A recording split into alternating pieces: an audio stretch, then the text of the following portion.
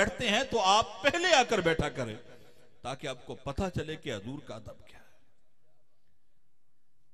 अल्लाह सबसे बड़ा है, अल्लाह सबसे बड़ा है। कायनात का असूल यह है कि छोटा बड़े के अदब बताता है, छोटा बड़े के अदब बताता है, मुरीद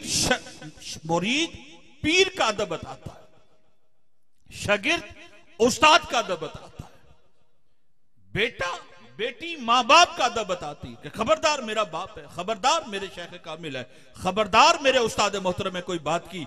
छोटा बड़े का अदब एहतराम बताता है। कितनी शान है मेरे और आपके लजपाल नबी की कि अल्लाह खुद अपने महबूब का अदब बता रहा है।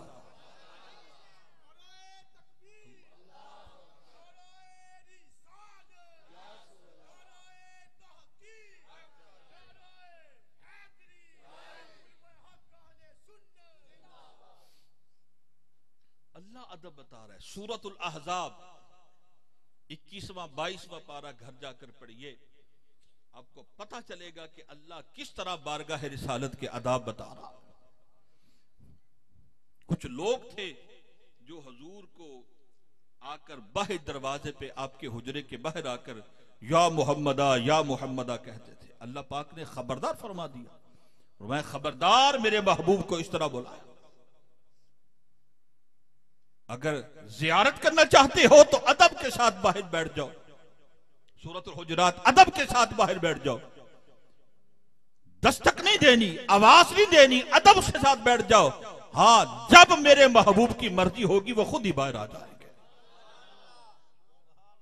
अन्तहबत आमालुकुम व अंतुम ला तशऊरून, अदब बेअदबी की तो तुम्हारे अमाल को हम जब्त कर लेंगे और तुम्हें खबर तक नहीं होगी। उलमा इकराम तशरीफ फरमाए कि बिला हाफिज बुरहान साहब, मौलाना अब्बास कादरी साहब, मैं बड़े अदब के साथ एक जुमला अर्ज करना चाहता हूँ, गौर कीजिए। पढ़ने वाले पढ़कर चले जाते हैं, सुनने वाले सुनकर चले जाते हैं, गौर कीजिए। अन्तहबत आमालुकुम, तुम्हारे अमाल बर्बाद कर दिए जाएंगे, तुम्हें खबर नहीं होगी। अल्लाह महबूब का जो बेअदब है उसके अमाल को जब्त कर लेता है, लेकिन बेअदब यही समझता है कि मैंने बड़ी नेकियां कर ली। वो यही समझता रहता है कि दिन रात मेरे लेक्चर जो है, मेरे बयानात जो है वो टीवी पे चलते हैं, मैंने बड़ी नेकियां कर ली। मैंने दिन रात कंधों पे बिस्तर उठा उठा कर गली गली तबलीग की है, मैंने बड़ी नेकियां कर ली।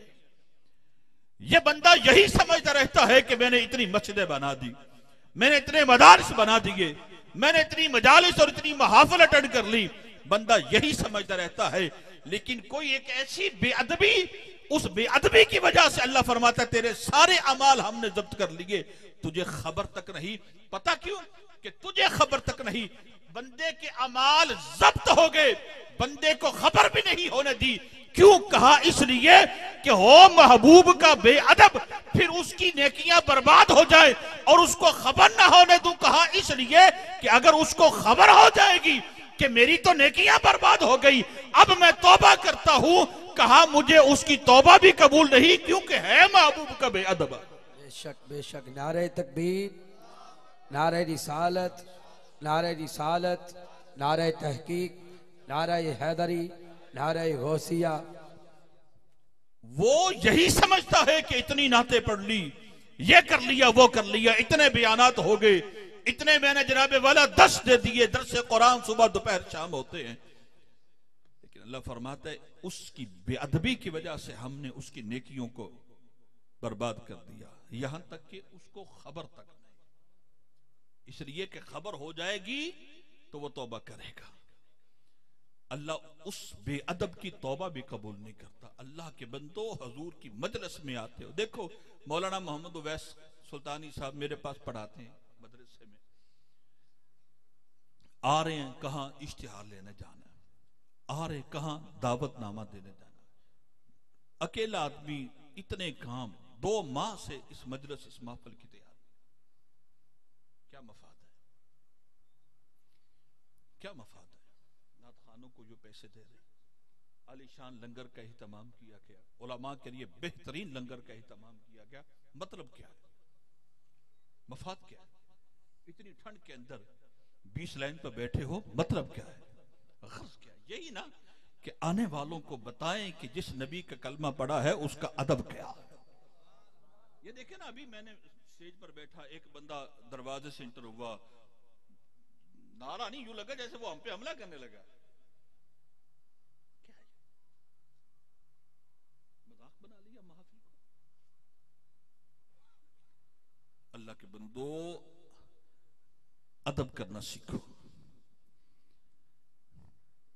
कहीं ऐसा ना हो कि बेखबरी के अंदर जिंदगी बर्बाद हो जाए। अल्लाह अकबर। हम यूं ही तो नहीं सहाबा कराम की अजमत के गीत गाते। अभी आप हक चार के नारे सुन रहे थे ना, ऐसे नहीं, इसकी वजह है, इसके पीछे फलसफा है।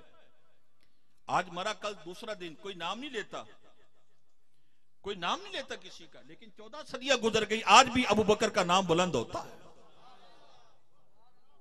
आज भी गली गली नगर नगर करिया करिया सदीक़ अकबर के गीत गाए जाते हैं। नारे रिसालत, गली गली नगर नगर, आपने कहा ना अबू बकर, गली गली नगर नगर। हले आवाज नहीं आई यार, पता चले तुसी अल्हम्दुलिल्लाह तआला से अकीदे वाले बैठे हैं। गली गली नगर नगर,